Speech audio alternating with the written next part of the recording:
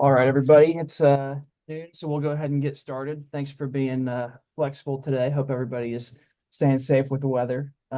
Reminder, if you want to ask a question, click that react button at the bottom of the screen and then click raise hand. And as soon as you raise your hand, we'll get going. So it looks like we'll get started here with Marcus Trevino from the Stillwater News Press. Go ahead, Marcus. Hey Mike, after reviewing the game, did you still disagree with some of the schemes? And if so, what did you disagree with? Did I disagree with what? With some of the schemes, and if so, which ones? Or, what did you disagree No, with? no. I after looking at it, I felt like that we were okay.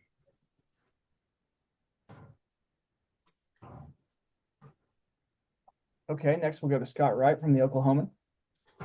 Well, if that was the case, then Mike, what was it? Was it just more an execution issue on in terms of kind of what you were frustrated after the game that maybe didn't pan out to be that way?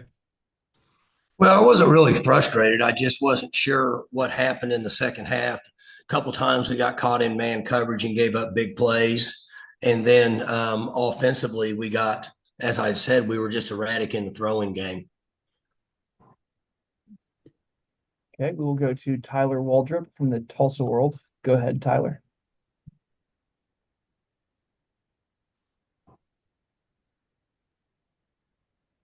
Tyler, are you there?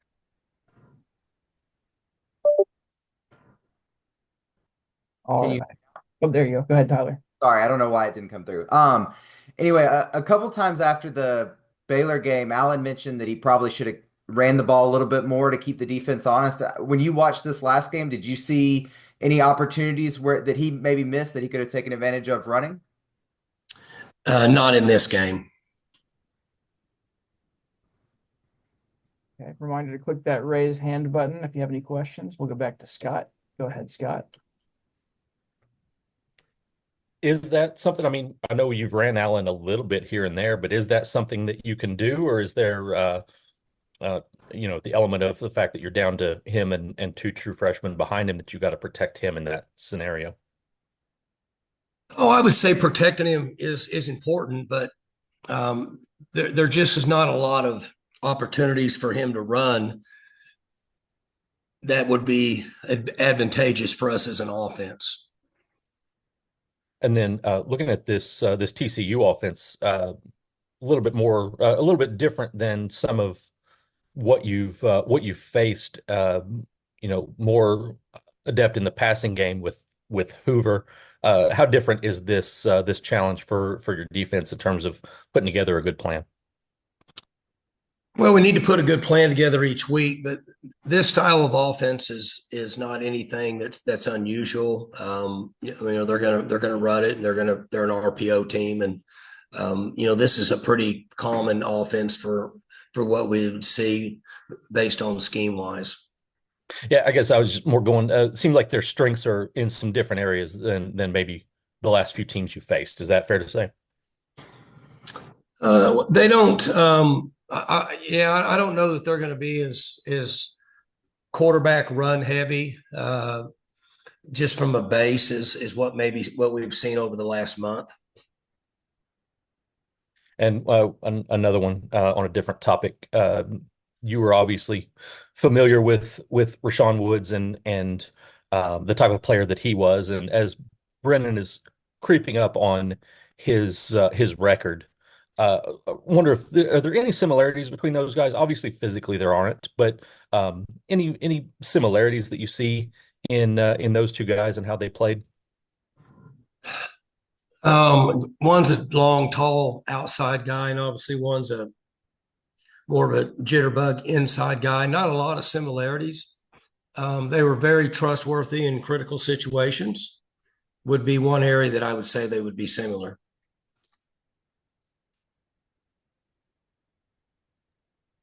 Okay, next we'll go to Jenny Carlson with the Oklahoman. Go ahead, Jenny.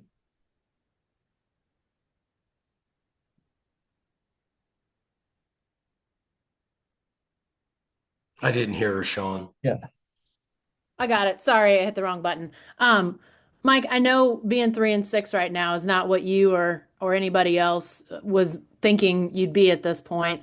What sort of as you think about that sort of, I know you're more focused on what you have to do this week, but obviously the record and the losses, how do you, I mean, you're an OSU guy, you love this school. How do you process that? Just the state of things through the first 9 games of this year. Well, I have a good idea of what's going on. I'm aware of where we're at as a team. I'm aware of where we're at from personnel standpoint and offense, defense, and special teams. And um, this is my job. This is what I do. It's no different than somebody who may be in the professional world and evaluating where their company could be or a certain contract could be or anything else it does with a full-time job. And so it's a very common day to day for me to look at where everything's at and continue to try to work toward the goal, which is to find a way to win on Saturday. Because a lot of professional jobs don't involve, thousands of fans watching what they do at their job every week. Obviously the nature of your job is different than a professional job, with just that outside scrutiny of things. I know you can't worry about that, but obviously people are as passionate about winning and success as you are. Is that, I know that's part of it. You play because the fans want to come and watch you guys play, but how do you sort of square that, wanting to be more successful, but sort of the situation that intimately is at hand? Well, I don't understand the question you're asking I me. mean, I know, like I said, I know you see it from a very like nuts and bolts perspective, but the fans, they just want success. They want you guys to do what you've done for the last 18 years or so. Like, is that hard to sort of know just how much they want the success to be there and to know that, that's what you want too, but it may not be happening right now. Is that difficult for you to sort of manage and balance, I guess? No, I mean, I want the players to have success because of the hard work they put in. I've done this a long time, not only as a head coach, but as an assistant coach. So it doesn't bother me any at all, believe it or not, because I have to have a calm thought process and demeanor about myself daily in order to continue to function. And we live in a society where people want instant success, and I don't know quite how to answer that based on what somebody else's perspective may be, other than in the last 18 years, I don't know. There may not be more than 5 or 6 programs that have had unprecedented success like we have at Oklahoma State. What about those players? You mentioned them and how you want them to have success. The fact that it hasn't been as plentiful this year as they, I'm sure, would want. How has that been for you to manage when you know that they're disappointed? I don't think they're disappointed. I think that they would like to have fared better in the win-loss column, but I think they understand the circumstances like we do, and they feel like that they're competing. And in the last game we played, they played with really good effort and really good energy. The other team made 3 or 4 big plays, and we didn't. And I don't think that they're disappointed at all. I just think that they feel the same way I do, in the fact that there's a lot that goes into this, and they would prefer to have success on Saturdays so they can enjoy the year-round commitment they make to the team. What if it's not disappointment, is there another overarching like feeling you get from them at this point? They practice good. Like I said, they've been great. Their energy and their effort and their commitment, their attentiveness has been really good. The only game that I wasn't excited about was the Baylor game. I thought that we didn't play hard, but every other game and every other practice, they've been terrific. Okay, next we'll go back to Tyler. Go ahead, Tyler. the players during the last couple weeks have talked a lot about controlling what they can control, process over results. I'm just curious for you personally, when did you sort of obviously it kind of flies in the face of human nature to focus on the process and not get caught up in the results. I'm just curious, when did you sort of learn that? Were you a player? Were you a coach? I think, gosh, I'd been a head coach for 4 or 5 years, and I realized that there's a lot of things that we all face in life that we don't have control over in the end. And so I've said this before, but on Saturday, 50% of the teams are going to finish the fourth quarter and they're going to have fewer points than the other team, which means that they lose the game.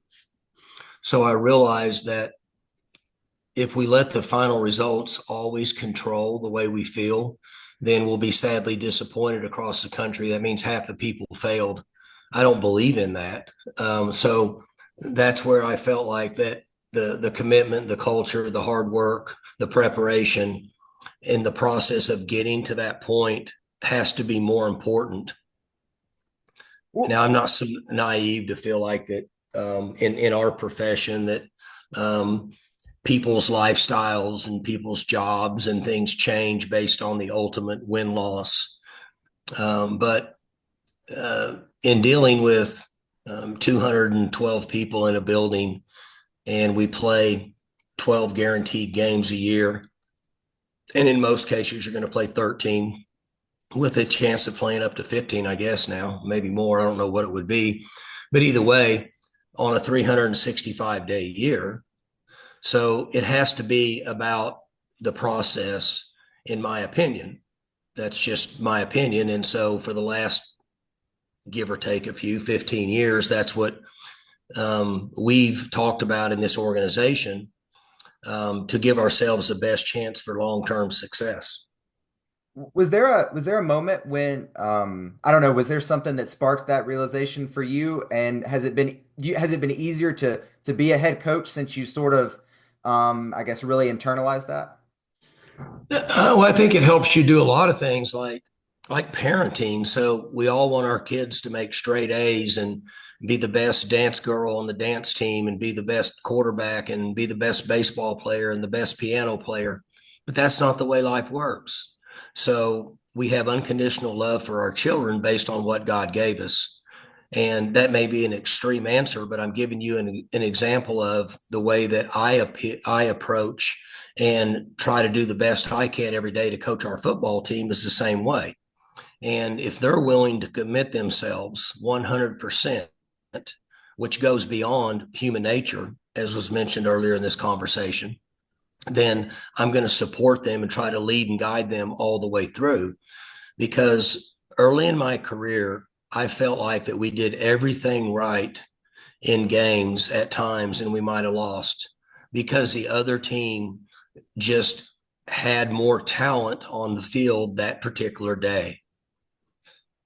And if that happens, I thought one day, does that make our team, our staff, our culture, our organization a failure? No, it doesn't at all. And so then I realized it has to be way more about the process. Now, we could go on and talk about this for 24 hours, but that doesn't mean there's times that we could have coached better. That doesn't mean there's times that we could have played better. What that means is that we have to understand the big picture. And that's what we do here for what I would consider to try to instill some things into these players to give them a chance for long-term success week to week, year to year, and for the rest of their life. Okay, we'll go back to Scott. Go ahead, Scott. So looking just kind of at this week, given the injuries that you're dealing with and kind of what you know from how people are going to try to attack you, is it what can you do to make your defense better? I guess in a 1 week span that you haven't been able to do in previous games. Well, I wouldn't say that we haven't been able to do it. What I would say is that we have to evaluate each player based on his talent and his skill level in comparison to what he did in the last game.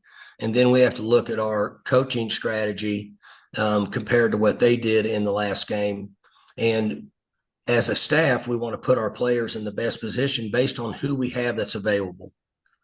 And then we can't downgrade or count them in a negative concept based on if the other player just happens to be better than them. Okay. So what we would want to do is reduce missed assignments. And those are things that we can control. We want to run to the football, which we did in this last game. We didn't do it at Baylor, which I shared with you guys. And then we always want to try to tackle the best we can. Now, there's going to be times missed tackles take place. But if you can minimize things in that area, then we can hold the players accountable, and then the players can hold the coaches accountable. And that's what's important in an organization.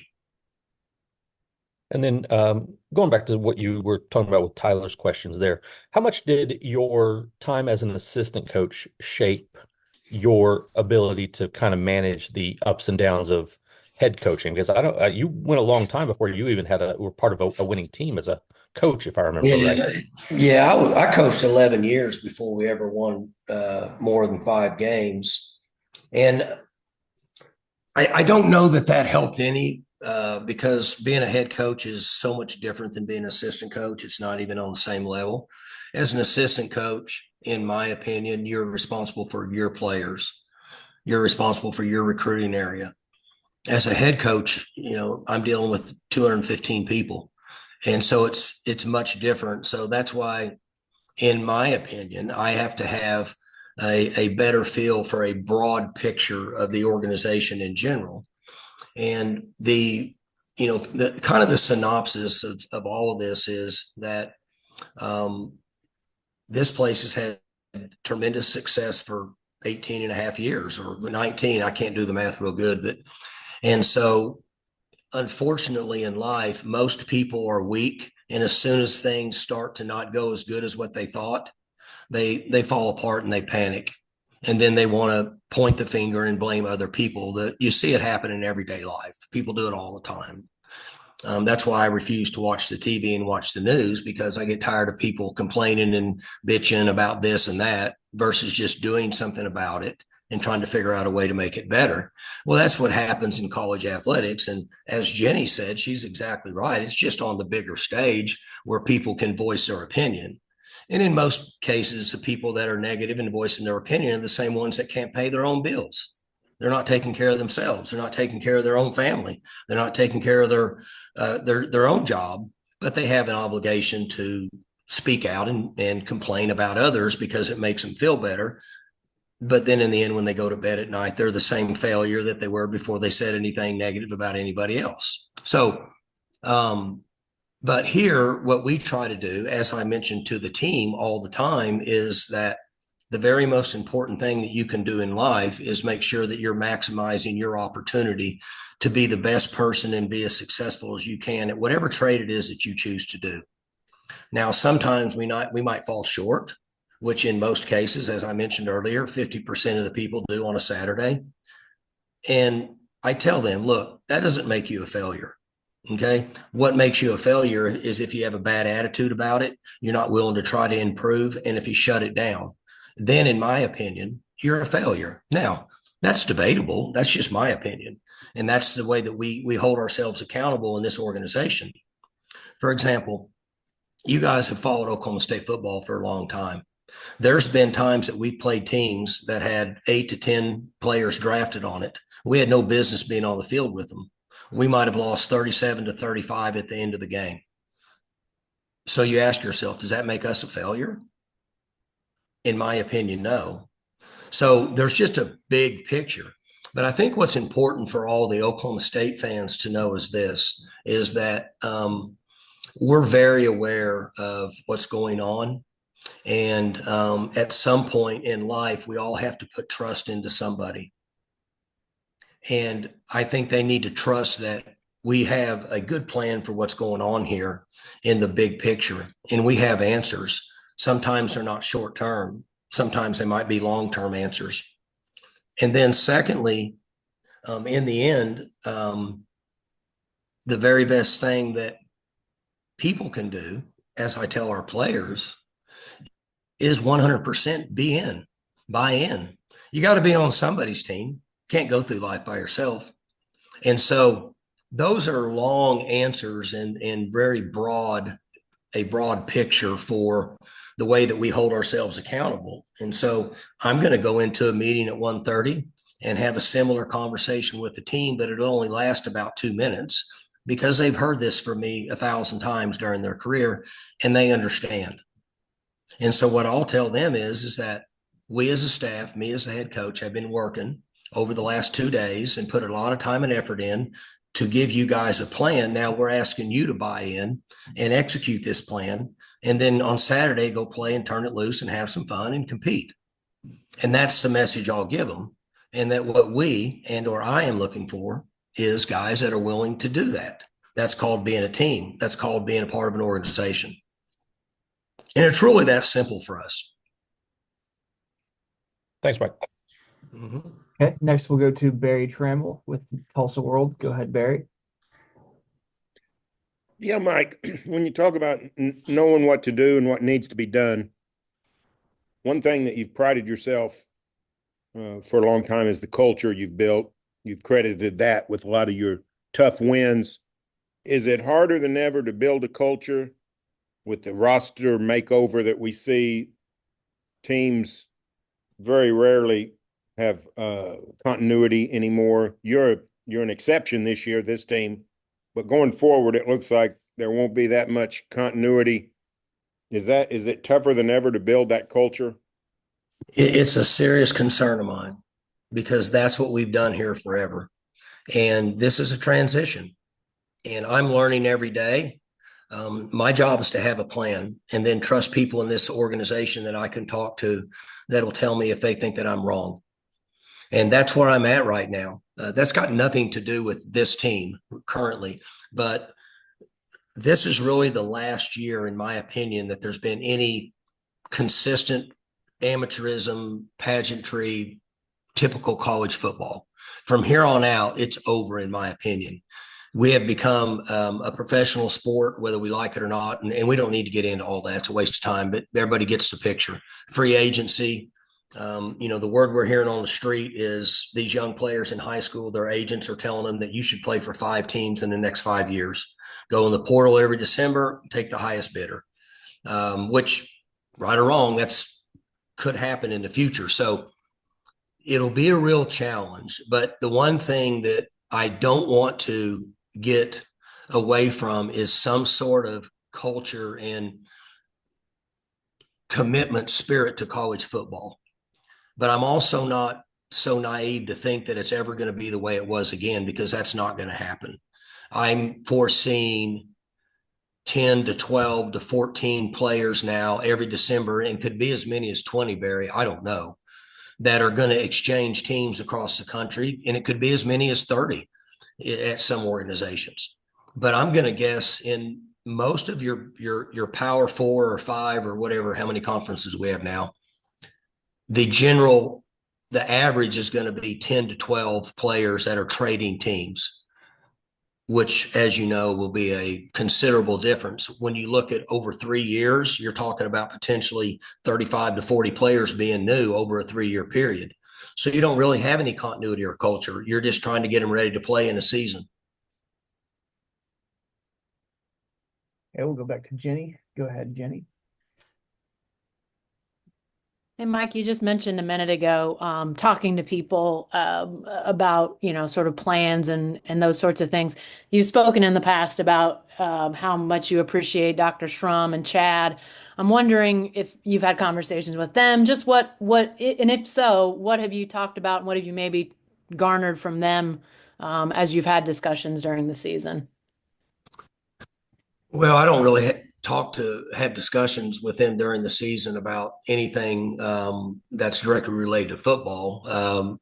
Now, over the last 6 months, there's been a lot of discussions. The last 3 months, and particularly the last 3 weeks, based on what's come out of this revenue sharing, in that essentially Oklahoma State football and the long-term success is going to be based on the commitment the university makes to football from a financial standpoint, whether we like it or not. That's the way it is. And I feel very comfortable with Dr. Shrum and Chad and their commitment financially to football at Oklahoma State, because now we're in that game. Starting in April or June, depending on whatever she determines, we're going to be able to funnel money through the university and pay football players to play football at Oklahoma State. That's when it's all going to change. Gotcha. Hey, I've got one other line of questioning, totally unrelated to this season or this team, but I made a trip to Emporia last week and sat down with Gunner for a little while. So I just wanted to ask you really quick, what's been your impression of the season he's having, the move he made, the decision that led him to Emporia State? Well, I've been very proud of Gunner. He came to me and said, Dad, it doesn't look like I'm going to be the starting quarterback here. I love to play football. I want to get on the field. And he said, as much as it breaks my heart, I feel like I need to go in the portal because that gives me a chance to do what I love to do. And I said, I understand that and I respect that. So he went, several places and had several people, before. Gosh, I don't know. I don't remember the days. The spring portal, before the spring portal opened, he had 6 or 8 really good offers, Power 4 offers, but he said, Dad, I want to go to Emporia. They throw it 60 times a game. It's relatively close to home. I really like the coaches. I feel comfortable there. The community's like Stillwater. I said, that's great, Gunner. I said, I just want you to be in school and working on your master's degree because, he had already graduated from Oklahoma State. Right. I said, doesn't make a difference to me what you do, Gunner. I'm proud of you, but I just want you to continue to work toward getting a master's degree because I think that's important. Other than that, you can do whatever you want. And he's gone up there. I haven't had one conversation with any coach on their staff since, I don't know, June or July. I try to stay away from that side of it. And I don't, I try to talk to Gunner about how things are going. Gunner never talks. He never returns text or messages. That's just Gunner. You probably had a hard time getting in touch with him, would be my guess. That's just Gunner just stays to himself. But I've been very proud of him, and he's, having fun. He loves his coaches. He loves his teammates. And to be quite honest with you, I'm very, very old school in a lot of things. And he's at a school playing football for a team with a bunch of guys that love to play football, and they're playing because they don't get anything up there. They're just going to school and they're paying for their own tutors, and they're paying for their meals. And, in the summers, they've got jobs. They're trying to survive. They're living in the real world. And I think it's a great situation for Gunner to be around that type of environment to see what the real world's like. So I've been very excited and proud of him so far this season.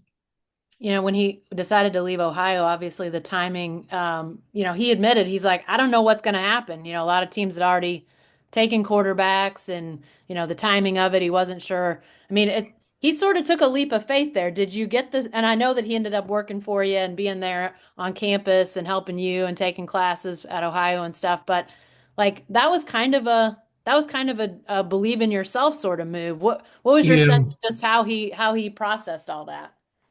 So when that first took place, I didn't agree with it, but he was 22 years old. And I said, Gunner, this is what I would do. This is what I think is best.